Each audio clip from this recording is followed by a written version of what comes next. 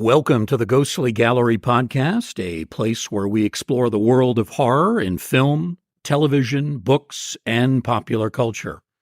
Well, greetings, everyone. My name is Bruce Markison, and as always, I'm joined by producer and co-host Tracy Asteria for this week's program. Tracy, welcome. How are you today? I'm doing great, Bruce. I'm so amazed at how quickly January has passed us by. How is everything going with you? Well, January is the coldest month of the year here in Cooperstown, New York. Some people try to tell me it's February, but I really believe it's January. So if we can get through January, things usually do get a little bit on the warmer side. So that's something to look forward to. And of course, March is when, my other great love besides horror starts. That's baseball in terms of spring training games and then the regular season in April. So that's always a good time of year. Absolutely. Well, our guest this week, Tracy, is an author, film producer, director, Gary Don Rhodes. He has written some excellent books on horror film history and is particularly known for his expertise on Bela Lugosi. His books include the following: Lugosi, His Life in Films, on Stage and in the Hearts of Horror Lovers. He's also written Becoming Dracula, The Early Years of Bela Lugosi, Horror at the Drive-In, and The Birth of the American Horror Film, also on Gary's resume.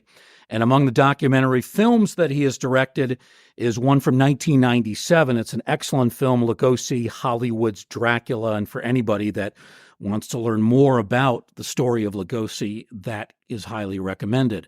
Gary's newest book is also out. It is called Vampires in Silent Cinema. It covers vampire films from 1896 to 1931 and does include extensive research on the 1922 film Nosferatu. Gary, welcome to the Ghostly Gallery. Thanks for being with us. Well, thank you very much for inviting me. It's wonderful to be here with both of you. So, Gary, this is a topic that has really not received much in the way of research or attention. You know, we explore a lot of areas of horror, but vampires in silent films, that is somewhat untouched. Tell us how you became interested in this. Well, I think I always have been, to the extent that as a little kid reading some of the earliest horror film histories, they would speak about a film called The Devil's Castle from 1896. That Georges Méliès had made, and it was considered a lost film until the 21st century. And there was always this wonderful fascination of what was in the film. Allegedly, there was a vampire that turned from vampire bat form to human or so forth. That's what at least the books told us way back when. So as a little kid, I think it was fascinating to consider these films, even Nosferatu, which I read about long before I ever saw these titles that just seemed almost mystical because they were far from reach. And yet the few photos I would see of them seemed absolutely fascinating. Tell me more about The Devil's Castle. Well, it's wonderful. It was a French film by Georges Méliès. I think some of your listeners will probably know not only Méliès' works, but also Martin Scorsese's film about him, Hugo.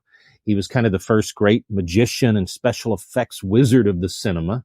And Devil's Castle was one of his early films. It was, sometimes people consider it the first horror film. It really wasn't. That came in 1895, a little bit earlier. But The Devil's Castle actually has Mephistopheles, Satan, presumably flying in bat form into a castle and turning into a more human form, conjuring various ghosts and witches and goblins before shrinking away at the side of a cross that's presented by the castle's owner. And so in mere seconds, we get all kinds of monsters. And for the first time, a lot of them on film. When you look at this era, 1896, 1931, were there a lot of silent vampire films or just a few to pick from? Well, that's the best question. It's a wonderful question, and it's got, I think, two answers. If it's vampires like we think of, like probably you and me and Tracy are most interested in or enjoy the most, the actual supernatural vampires, there were very few. But when it came to what were called vampires, what were considered to be vampires at the time, there were dozens. And the distinction or the gulf in what I've just said, which may at first seem like a contradiction, is because the very term vampire was really undergoing an evolution at the end of the 19th century, early 20th. What did the word mean? For a lot of people, it really meant a person, usually a woman in most stories, who would be more metaphorically a vampire that would bleed somebody, say a lover, dry financially, emotionally, economically, as opposed to the kind of folkloric, fanged vampires that thrive on blood. The most famous example of what I've just described would be Theda Bara, of course, particularly in her film A Fool There Was. But there were quite a number of those kinds of films, these kinds of evil people who used others. They weren't all women. Lou Cody was an actor of the period who became famous as kind of a male vampire. All of this really got going at the end of the 1890s with Rudyard Kipling, our old friend Kipling, who wrote a poem to accompany a painting called The Vampire. Its famous lines, including "A fool there was, even as you and I." And so that started putting the term became much more elastic. The other strange oddity of the period is that there were several silent films that used a different metaphor for the term. From the 19th century, even the early days of the 19th century, vampire was often used synonymously with terms like bandit, robber, pirate, even. Somebody who would feed off of others financially by theft, for example. So what's curious is that there were quite a few films of the period that had these kinds of metaphorical vampires. And that's not me saying it so much as the fact that they were calling these vampires at the time. Yeah. In the titles of the film, in the intertitles, the stories, the publicity. There were all kinds of fascinating titles, including things like The Blonde Vampire or Exit the Vampire, one after the other, but they weren't, to go back to your original question, they weren't the bloodsuckers. They were very few of our friends like Nosferatu. Gary, Oh, would you consider interesting. those horror films, or would they be put into another genre? Well, that's wonderful. I would myself consider them another genre, but it's interesting at the time how a lot of critics, and sometimes critics reporting on what they saw reaction wise in the auditorium with everyday audience members, they were often referring to these women as and sometimes again men, but women like Theda Bara as very dark, very sometimes even people like Bram Stoker's name would come up to help describe them. So we would, I think, today not consider these horror films. At the time, though, a lot of the terms that were used were like what we would now use to describe horror films. Even some of the photos, Theda Bara's photo was taken alongside skeletons. I mean, they may have been prop skeletons, but they were meant to look like actual human skeletons. Yeah. Or depictions of her with bat-like artwork, spider webs, sometimes on these women's gowns or even in the backgrounds, as if to suggest, they were the spider spinning the web for the unwary fly, as Dracula later says. So I don't think we would consider these horror films. I wouldn't, but they are kind of horror adjacent in an interesting way. Before we get to Nosferatu, tell us about some of the other vampire films that survived from this time period. You mentioned The Devil's Castle. Are there a few others that we can still watch today? There are a few. A few of them, alas, are stuck in archives, which is why I'm currently planning a documentary film on the subject of vampires in silent cinema, so I can get the clips out there in a way that a book can never do. The actual footage, the historic footage. There's a wonderful one from 1912 from Denmark called The Vampire Dancer. And it features what seems very much to be the first vampire bite on camera, a female vampire biting a male who's dancing with her. There's a fascinating film from 1915, one of the most fascinating. Unfortunately, it's lost, but there are 5 surviving photos. A Russian vampire film called The Afterlife Wanderer that starred Olga Baklanova when she was very young. That name may ring a bell to some because she ended up immigrating to Hollywood and starring in Freaks, the Todd Browning film, when she was about, say, 17 years older. That's one. My favorite, though, that I've spent a lot of time in Budapest tracking down is the very first version of Dracula, which was not Nosferatu, despite kind of popular impressions that that was the case. It was called The Death of Dracula. And it was a 1921 Hungarian silent film starring Paul Askanis as Dracula. And so it was the very first Dracula film. Unfortunately, again, like so many silent films, it's lost, but there are surviving photos. And then, of course, that starts getting us to the one we all know and love, which is Nosferatu. You mentioned going into these archives. This is an area I don't know a lot about. I love, obviously, horror and doing research in other ways, but I've never requested permission to go into an archive and look at films. Is that hard to do? Is it difficult to get access? It's not that difficult to get access. It's just often the travel, really, because I've been in archives in places like Slovakia and Romania and all across the world, and often it's more just getting to the place to examine not only sometimes very aged films, a lot of which are archived in America at places like the Library of Congress and the George Eastman House. But it's not just always films, it's their paper archives, where yellowing bits of paper, contracts, 100-year-old photos, etc. The kind of documents and stuff that's part of a film, even though it's not the film, Yeah. Sounds to me like you enjoy this.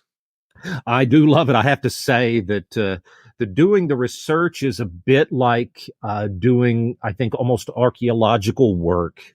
My very most recent publication is published online this weekend, and it's about the very first horror film soundtrack, with the very first film that had a background score of any kind, which was 1928. It was a film called The Terror.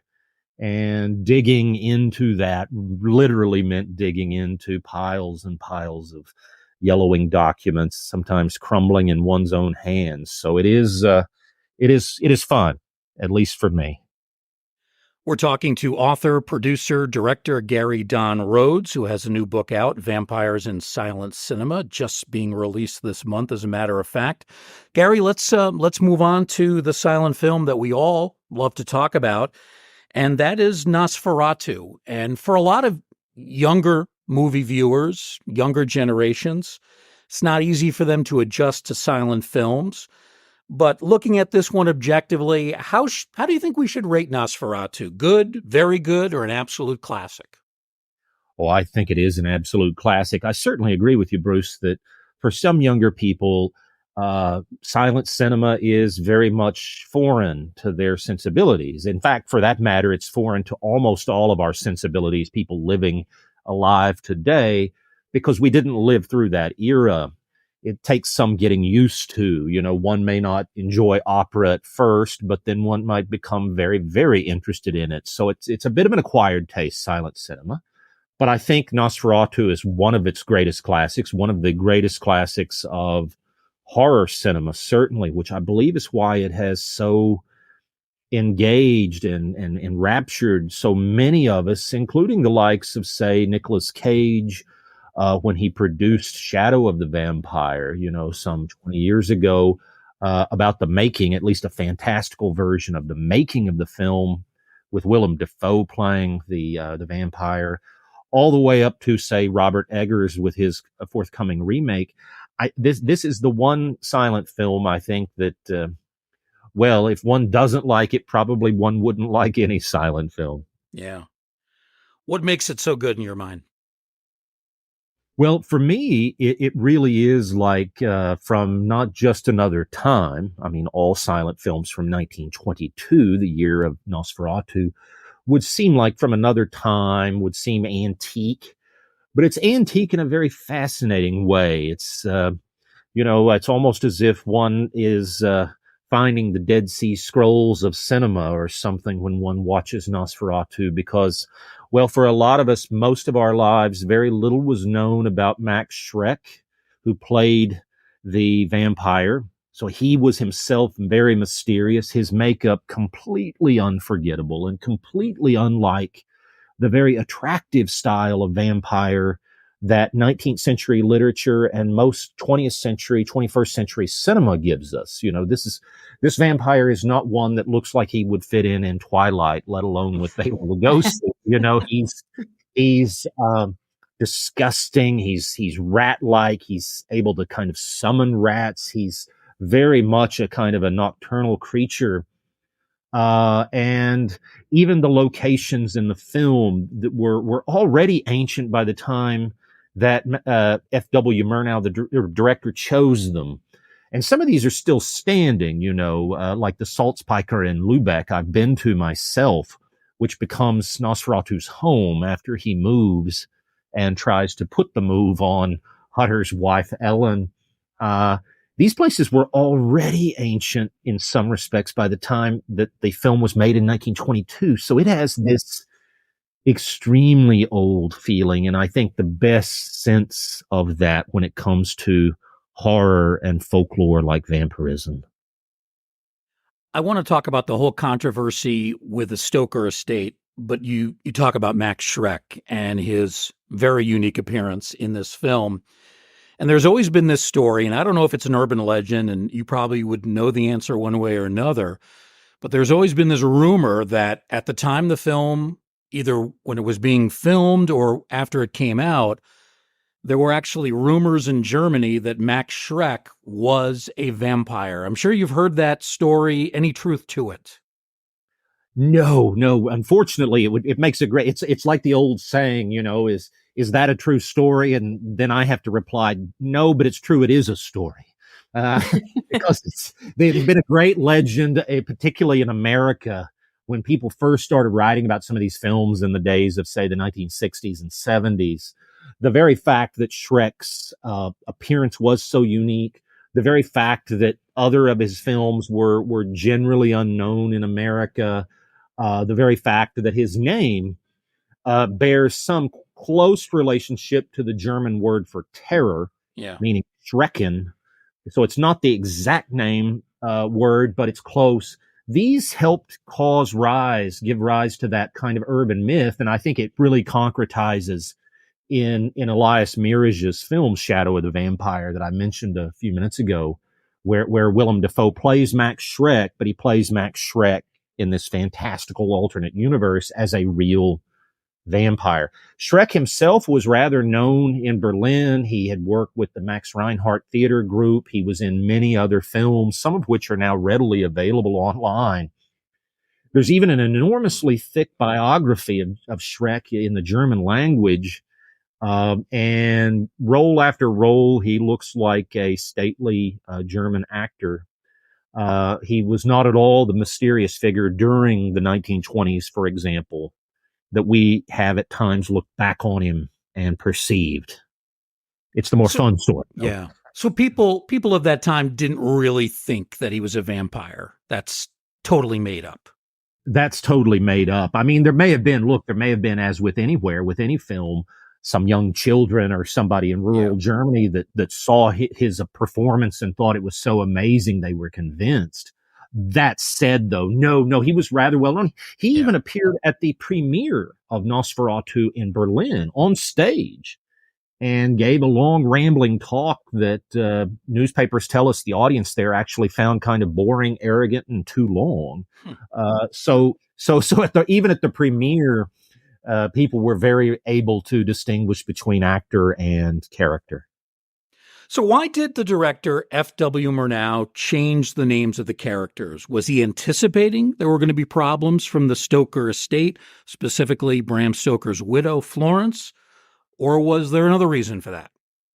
Well, I think that we would be wise to presume. We don't know for sure. Murnau himself, of course, dies young, tragically one of the greatest filmmakers of the silent period. But what we can, I think, clearly speculate with good reason is that Murnau did change the names to avoid copyright, or at least in an effort, and what became a failed effort, to avoid copyright problems. I think the best reason we can believe that, even though we don't have Murnau, he didn't really do many interviews before his death or so forth. Why I believe that most specifically is he'd already done this once before. In 1920, 2 years earlier, he made an unauthorized version of Dr. Jekyll and Mr. Hyde. And which was still a huge story at the time. There were actually two versions made in America, one of them with John Barrymore, a lot of money, including going to the rights, the copyright, because it was copyright at the time. Murnau made his own version. It was called Der Jahreskopf in Germany, but it was also at times in 1920 referred to very directly as Dr. Jekyll and Mr. Hyde. It starred Conrad Veidt. Some of the listeners may remember him for, everything from The Cabinet of Dr. Caligari through Casablanca. And that film came under troubles because Murnau didn't have the rights. So I think that's where we're right to believe he was changing the names in Nosferatu, because this wasn't the first time he was adapting copyrighted work without permission. Yeah. So Stoker's widow, Florence, ends up going to court and eventually does succeed in really getting the film taken out of circulation. Trying to look at it objectively, do you think she was in the right, that this was copyright infringement? Or do you think that Murnau made enough differences in his film from the original novel that you could legitimately say it's a story of its own? What do you think? Well, that's wonderful. I think that's tremendous. And I think there's a couple of things you say there that are fascinating to me. Directly to answer your question, I would say that it was what at the time and throughout the 19th century also often with opera and so many things, theatrical adaptations of novels were called, quote, liberal adaptations. So maybe, sure, there's some vestiges of the original story there, but they're changed quite a bit. So I think Murnau developed a story that becomes unique unto itself. Sure, there's similarities, of course, but for that matter, there's similarities of Stoker's Dracula to some earlier vampire stories like Polidori's from 1819. So I think Murnau created something unique in a lot of respects, even to the extent famously of the female lead dying, at the end of the film. Rather than simply getting to reunite with a, say, Harker type character. So I don't think she was in the right. Courts did find that, but I think you used the word eventually, which is important because we so often hear the story that a court agreed with Stoker, the estate, Florence, and we hear that the court ordered the destruction of all of the prints. Those things are historically true, but they didn't happen until a few years after Nosferatu's major theatrical run. So Florence succeeded, but she didn't succeed in audiences not seeing the film. It was playing repeatedly in various countries before the court made its decision. The final justice, though, I think is on Murnau's side, because what I found in my research for this book, we all know that Nosferatu survived, despite claims from the court, orders, edicts that it had to be destroyed, every copy of it. We all know it survived, but I don't think any of us knew until I was doing research in Germany that the court documents for Florence's case, the original German documents, don't survive. They, like a lot of documents, they go missing or thrown out or damaged in floods or whatnot. So the court documents said the film had to be destroyed. The film survives. The court documents do not. Gary, last question on this topic from me. Was the film at any point completely out of circulation, or were there always some copies that, if somebody really wanted to see it, they could see it? Well, that's a great question. It's the underground world of film collectors back, and we may all consider ourselves, most of us, film collectors now because we, or at least me, buy a lot of Blu-rays or so forth. But in the days where you actually had to have film prints, that underground world of collectors existed, but it was a pretty small group. In the 1930s and 40s, it would have been tough to see the film. In the 1920s, it kept reappearing in places, even after that court order, including in America, including in Paris in 1926, late 1926. It keeps kind of reappearing during the 20s. The 30s, 40s, it would have been very tough to see it. By the 1950s, by which time it was seen as public domain in a lot of countries. Germany didn't always see it that way, but America did after World War II. Copies started being made regularly on safety 16 millimeter prints, and they started turning up in all kinds of places. So part of the century, it was tough. Maybe 20 to 30 years, it would have been tough to see it. Most of the time, that's not been the case. It was standard fare for film programs at universities to show from the 60s onward, for example. Oh, interesting. So still on the subject of Nosferatu, there is a new movie that's coming out at the end of this year. I believe it's set to release around Christmas time. And it's directed by Robert Eggers and will star Bill Skarsgård and Lily Rose Depp, among other wonderful actors. Have you heard much about this film in terms of what we might expect? And what are your thoughts about this upcoming remake? Is it something that you might be keen to see? Well, I'm extremely happy you asked, and I'm extremely eager to see the film. There's Nosferatu, of course, at a given point, by the end of the 70s, really becomes kind of a cultural icon in America and Western Europe, certainly, and in much of the world. Some of this is because, Werner Herzog, of course, remakes the film in 1979 with Klaus Kinski.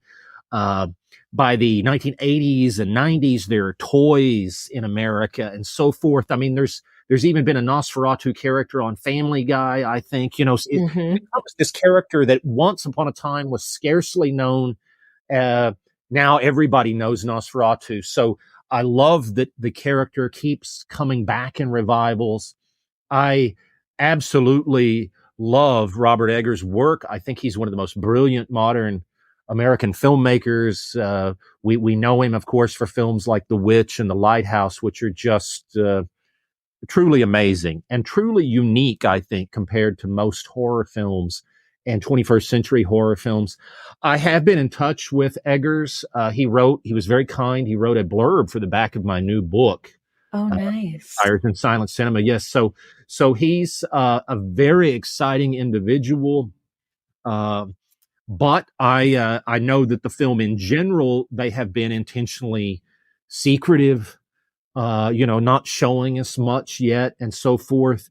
So in some ways, though, that makes me even more excited because I think Eggers is one of the great powerhouse filmmakers, right up there with people like P.T. Anderson or Terrence Malick or some of the very best.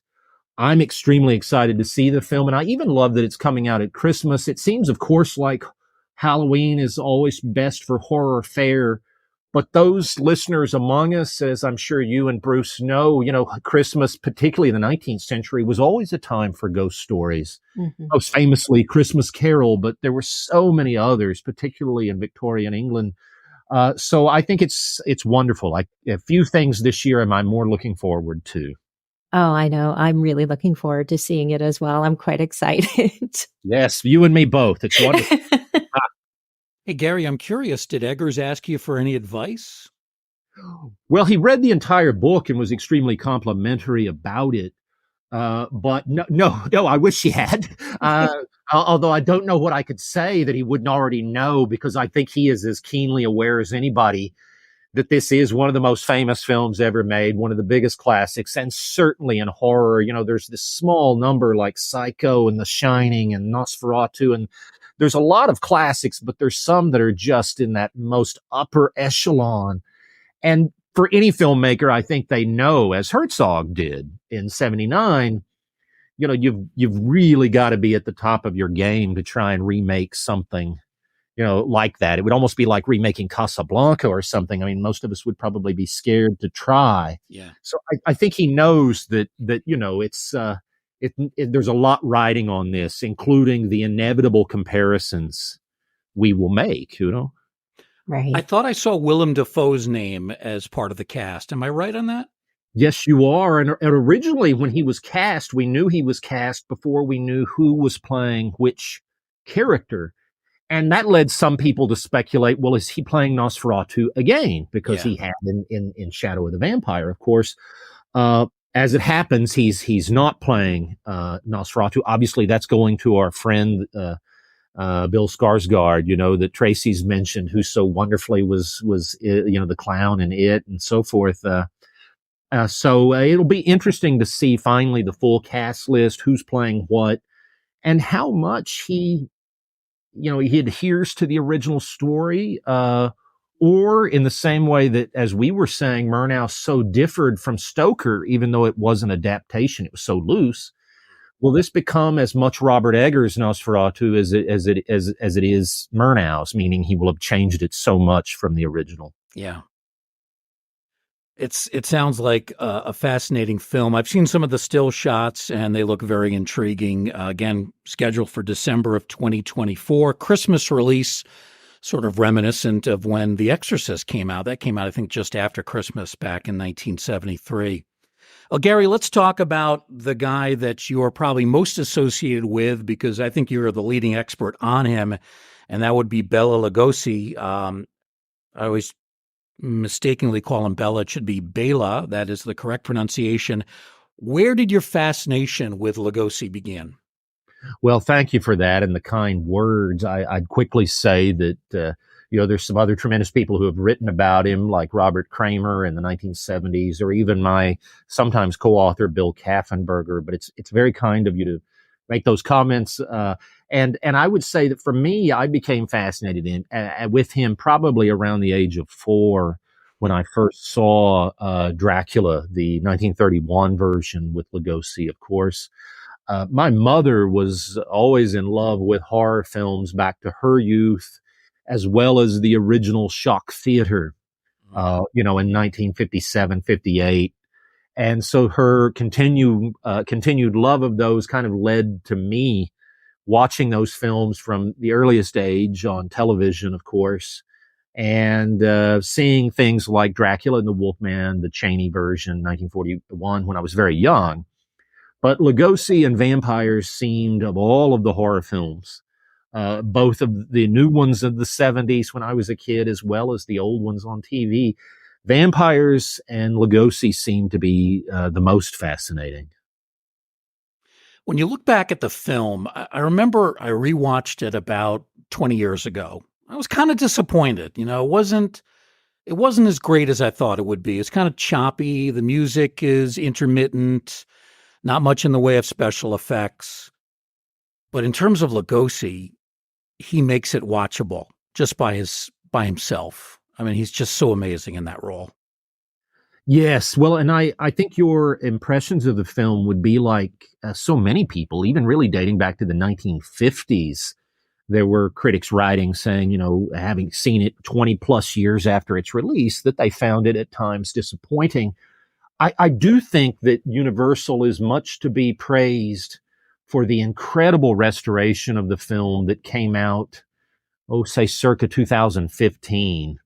And I know various people who had much the same reaction as yourself, and quite rightly so, but who watched the restoration with the sound cleaned up and so forth.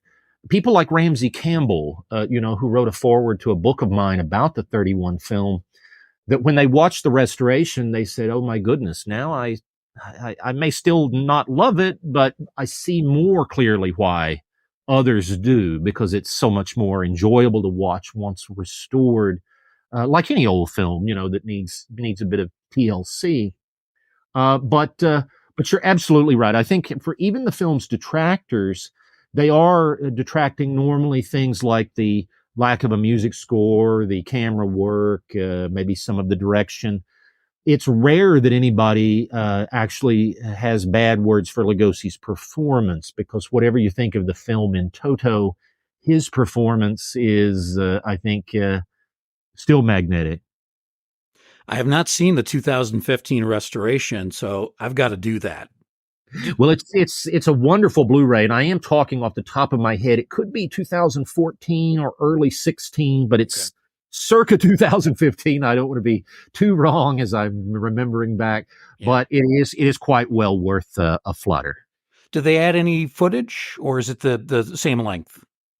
It's the same length, but the audio and video restoration is so amazing. You can see the sets and everything so much more clearly. A lot of the heavy hiss that was present on some of the prints that you and I would have seen years ago, gone. So it really is quite revelatory. I think it's the difference in seeing, say, Nosferatu in a shoddy print, which I did the first time, alas, or seeing it in a really great restoration, you know. Yeah. Well, Lugosi was so good in Dracula, and yet the studios, Universal, did not give him the requisite respect for much of the rest of his career. It was difficult for him to get roles. When he was cast, he was underutilized. He was often underpaid. What's the reason for that? Was he typecast, or was there some other resentment they felt toward him? Well, I think that's the question of Lugosi's Hollywood career, and like so many great questions, the question is maybe better and more fascinating than any answer we can try to give. But there are a few indications we can look back and try to understand what happened. And of course, it is true that by particularly the mid 30s and the late 30s into the 40s, companies, studios like Universal, he was very well aware, as his wives and various people I interviewed over the many years, the past 4 decades, have told me. He was very aware that they were just sometimes hiring him, paying him too cheap, only to use his name on the marquee, the posters, but having him in some small parts just because it was cheaper than having him on the set longer and so forth. That's very real. What I do believe went wrong is really more to do with Lugosi than the studios, though. He quickly rose to fame in the spring of 1931 with Dracula's release. And the studio, Universal, was very much, even before the release of the film, they were after him to do a long-term contract. And everything we can find suggests he refused. I think he had some good reasons to refuse, because there were earlier periods in his life in other countries where contracts and being part of a theater group or whatever, he felt mistreated. He felt forced into certain roles. In Hollywood, initially, when he first got stardom, it seems that he intentionally avoided the long-term contracts that we associate with old classic Hollywood, the 3 or 5 year contract or something that, a James Cagney or Bogart would have had, and so forth. He tried to avoid those and tried to, usually at least part of the time, overrule his managers. He at times tried to act as an agent for himself. He even kept going back and forth as to whether he would relent and do horror roles. We can even see him doing this in the late 40s with stage work, where people would want him to revive Dracula and Arsenic and Old Lace on stage. Part of the time he would enthusiastically say yes. Part of the time he would say, no, no, no, I don't want to do horror. So I believe that Lugosi's problems were in some measure due to his own business acumen. Yeah. That doesn't mean he was a stupid business person. I think he was basing off of what he was trying to do in Hungary, what he had hated about some of his parts of his Hungarian career. Even by the time he gets to Germany in 1920, before he even comes to America, he already tries to form his own production company to make films with himself. He will later try to do that in America in the 30s. So he was trying to avoid the kinds of long-term contracts where somebody could force him to do certain roles. He was trying to be master of his own destiny. He did end up being in charge of much of his Hollywood career, more than, say, maybe studio contracts would have meant, but it also was very much to his detriment, particularly financially. Yeah. I think of a movie like Night Monster, which is a really good film, but he's absolutely wasted. He plays a butler. He's on screen for like 10 minutes. I mean, what were they thinking? Well, I agree with you, and I scratch my head at that one. I think, as I recall, I think I did an audio commentary for Universal's release of that film a few years ago. But what I think is that Lugosi was aware of what they were doing, and at a given point, they were wanting him for his name more than the performance. So it was almost like sometimes what independent filmmakers continue to do to the present day, where they hire somebody with a name, somebody that maybe had a name particularly 5 or 10 years earlier, Yeah. and instead of paying them so many thousands for so many days or weeks of work, they'd have him on the set for 3 or 4 or 5 days and pay him very little. Yeah. His name could still go, though, on the poster. Right. Gary, as good as he was in the 1931, the original version of Dracula for Universal, I actually thought he was better in the 1948 film, Abbott and Costello Meet Frankenstein. Would you agree or disagree? Well, I maybe, and this will make me sound waffly, as if but I would say maybe I can agree with that just as easily as I can disagree with that, and this is the reason why. I believe his performances in the two films. This is Lugosi, the Dracula of Draculas. That's his role. But what I believe strongly is 17 years separates them. Hundreds of stage performances separate them.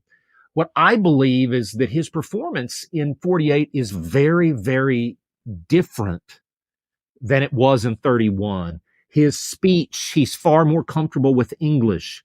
He's speaking in a much more, it's still the famous Lugosi accent, but he's speaking in a much more conversational way rather than that more halted, ethereal speech, otherworldly speaking voice he uses in the 31 film. The 31 film, he moves slowly and talks slowly. Perhaps that's appropriate for a royal figure that Count Dracula is. Yeah. But in 48, he moves quite rapidly. We see him running. We see him literally throwing flower pots at the Wolfman while they're fighting, and struggling with, an operating table and so forth. So I love both roles, both performances, I should say, so much. But I also believe it's maybe not night and day, but it's close for me as a viewer. His approach, his performance is so different in 48 than in 31. Yeah. What about the film itself? Are you a fan of Abbott and Costello Meet Frankenstein? Oh, one of my all-time favorites. I think that's one.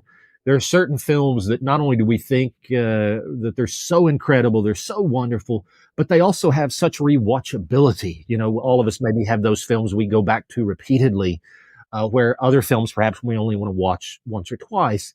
I certainly watch Abbott and Costello Meet Frankenstein once a year, certainly. Yeah. Gary, let's talk about Lugosi near the end of his life. He did develop this horrible addiction to prescription drugs, had to check himself into a hospital to rehabilitate himself. It's an aspect of his life that maybe we don't talk about that much anymore, but it was pretty frightful, wasn't it? It was. I mean, I think friends of mine, one of my closest friends, now deceased, alas, was Richard Sheffield, who was one of Lugosi's closest friends in the 1950s. Mm-hmm. And hearing the stories from him, from Paul Marco, some of the Ed Wood associates, some of the various people who knew him, including Lugosi's last wife. She gave me the only authorized interview she gave to anybody following 1957. It was horror stories from all of them. And I think even without having spoken to those people, if we see the photos of him when he admits himself to the hospital, there are photos of him without a shirt on, and he seems quite so emaciated and thin, quite so different than, say, he appeared in 48, even with Abbott and Costello. Yeah, it's very tragic. It's very tragic. It's something that was not spoken about as much after, in maybe the 60s and 70s. Certainly, I think Tim Burton's film Ed Wood and Martin Landau's portrayal brought some of that into more popular culture, mainstream consciousness. But then, of course, that film is now 20 years old, which is hard to believe, but it is. So it's something that, yes, has had moments where people have talked about it, but it's usually not the period that most of us concentrate on. What did you think of the Ed Wood portrayal? I mean, it was a performance that Martin Landau gained a lot of praise for, but then I heard some people who talked about it wasn't really Lugosi. He didn't curse, the foul language and some of the behavior really was kind of over the top. Do you think it was inaccurate? Well, I think, yeah, I mean, from an historical standpoint, a few things were inaccurate, like the fact that so many people who knew Lugosi still living in 1994, that very few people who worked with him and knew him are alive now. But in 94, there was still quite a number. And I think, every single person would have said, no, he almost never cursed and so forth. All that said, I think, with biopics, dramatic license is common. I do think that Landau and the film really got to the heart of some of Lugosi's personality, and so forth. But at the same time, there were a few historical inaccuracies. But I think even as people are talking of, say, Oppenheimer or so forth, there's always some dramatic license there. Overall, I thought the screenwriters, Larry Karaszewski and Scott Alexander, did a tremendous job. Yeah, I agree. It was a great film. The accuracy, I guess, bothered me a little bit, but the total effect was certainly very entertaining. I had one more question, Gary. I wanted to ask you about Lugosi. For a period of time, it seemed like it was fashionable to minimize what he could do as an actor. People said he lacked range, he was too campy. Do you sense that feeling has changed in the last 20, 30 years, that we've kind of gone back to a period where we really respect the kind of effort that he put into the films that he did? Yes, absolutely, absolutely, and I think you've not only hit the nail on the head, but your time frame is exactly what I would agree with. My first book on Lugosi was published, I think, in late '96. And I was something like 24 or 5 at the time, and that was just the period where, maybe some of it came out of Ed Wood, some of it came out of the home video era, where all of a sudden many more of his films were available to viewers than ever before. And they saw a much greater range than they had witnessed before. I think the fact that we are, ever the further from the 1930s, 40s, 50s, as the decades pass, as the years pass, his performances seem, yes, I think stronger than ever and with greater range. As a Hungarian actor in Hungarian theater, he was taught several key different styles of acting. And sometimes people will almost act as if he was kind of just a one-trick performer. It was the Dracula thing and that was it. But in so many of his films, including his American films, his talking pictures, we see very different kinds of performances. I think if you watch something like The Black Cat, you see a tremendously different approach to acting and performance style than something like Dracula. The same again with the almost maniacal performance of The Raven, where he's the mad doctor, one after the other. I think we could talk about Igor famously in Son of Frankenstein in 1939. I think, yes, for various reasons, and perhaps more than anything else, home video, DVD, the opportunity to see so many films that otherwise you just had to hope would eventually show up on a local TV station before VHS. Once we could see so many roles, I think, yes, the tide has turned very much in Lugosi's favor, to the extent that for the past 30 years, I think, Lugosi has been more popular probably than he's been since the 1940s. So before we wrap up this great conversation, I just wanted to quickly chat about an article that you posted in the Film International website back on January 23rd, which was just a couple of days ago. It was called "Movie Theaters Need to Win Us Back." Personally, I really enjoyed that article and I couldn't agree more with you. It's been so long since I've gone to movie theater, and I haven't honestly gone since before the pandemic. And I truly miss that experience, and just seeing the content that's meant for the big screen. Would you mind sharing your thoughts with our listeners about that article that you wrote? Thank you very much. That's very kind of you to say. I occasionally write op-eds on different subjects, and movie theaters very near and dear to my heart. So many of our hearts. I wrote several op-eds on the subject during COVID, the period when they were shut, because there were fears, among many people, even very notable directors and so forth. Perhaps they'll never reopen. Perhaps they're dead. And of course they weren't. They are not. But they are struggling in some cases. I think they're struggling for various reasons, including, frankly, an overbuilding of movie theater chains in the 1990s, where Mm-hmm. we simply ended up with too many screens in America. And so some correction was eventually going to happen with or without COVID. What we're scared of now, though, is when we look at, at what's happening with some of the theaters, some of the financial problems they're facing, certainly some other problems. AMC is maybe my favorite because, that in some form or fashion, that company's been around for so many decades, based out of Kansas City.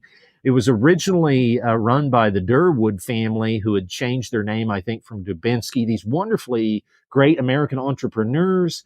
Stan Durwood invented the cup holder. He basically invented for the theater. He invented more than anybody else, he invented the multi-screen theater, the multiplex. In fact, that's what AMC stands for, is American Multi-Cinema. So some of these chains with great histories seem to be running off the rails lately. Twice there have been very, I think, racist incidents where African-American viewers have been ejected from AMC theaters for horrifyingly stupid reasons. Lawsuits are underway.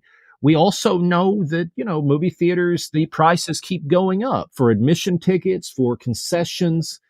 They're trying to do a few things. In the past week, AMC gave away free popcorn on National Popcorn Day. Well, that's nice, but that's one day out of 365, Right. Some theaters are now selling alcoholic beverages or upscale coffees. That's very nice, but again, charging too much. There's talk now of increasing the number of commercials for products between trailers to force people to watch them rather than skipping them, and only going in about the time the trailer starts. So all of these are very stupid things the theater's doing. They're not helping win us back. What I guess I'm saying in my op-ed is that we love movie theaters. I love them deeply, but it's a bit like a relationship. They've not treated us well for a while. Right. They need to win us back. A lot of us are ready and willing to go. I think they need to put greater pressure on Hollywood in terms of the variety of films we're seeing or lack thereof. Enjoy some superhero movies, but I don't want to eat the same meal every single day, even if I like it. The range of films, I think it would be wonderful if they could even convince Disney or Pixar, somebody, to start making a greater number of cartoons and show a 10-minute cartoon, some kind of unique content.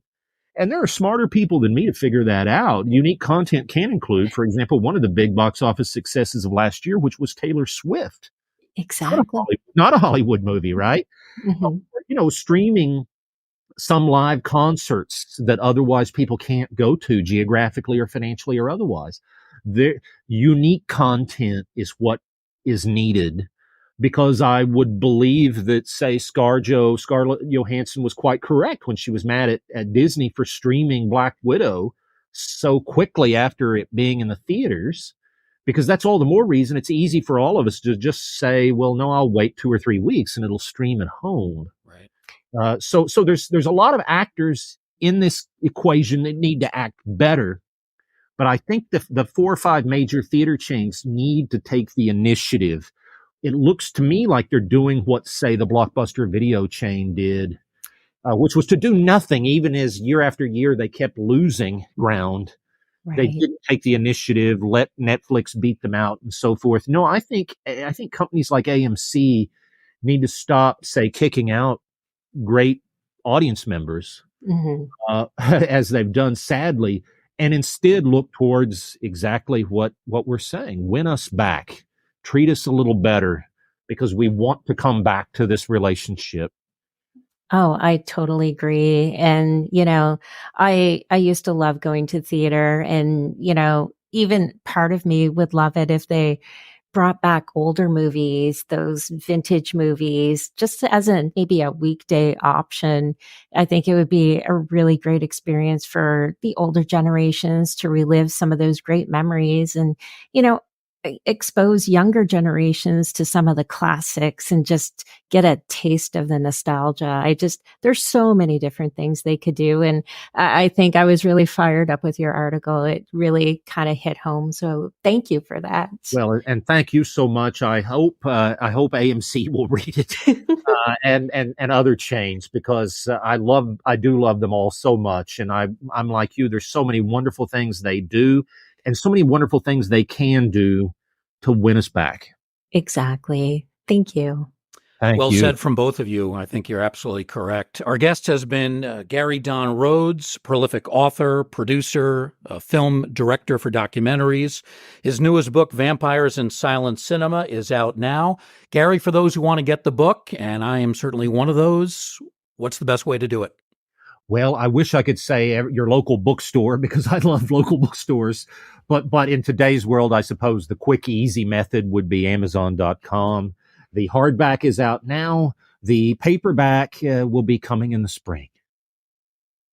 All right, very good. Vampires in Silent Cinema, currently available hardback and shortly in paperback. It's a comprehensive look at some of these lost films. Some have been recovered as well, vampire films from that silent era, running from 1896 to 1931. Gary, this has been wonderful. Really appreciate your time and your insights. We'd love to have you back on again. I would greatly look forward to that. And Bruce and Tracy, thank you so very much for a wonderful evening together. Thank you.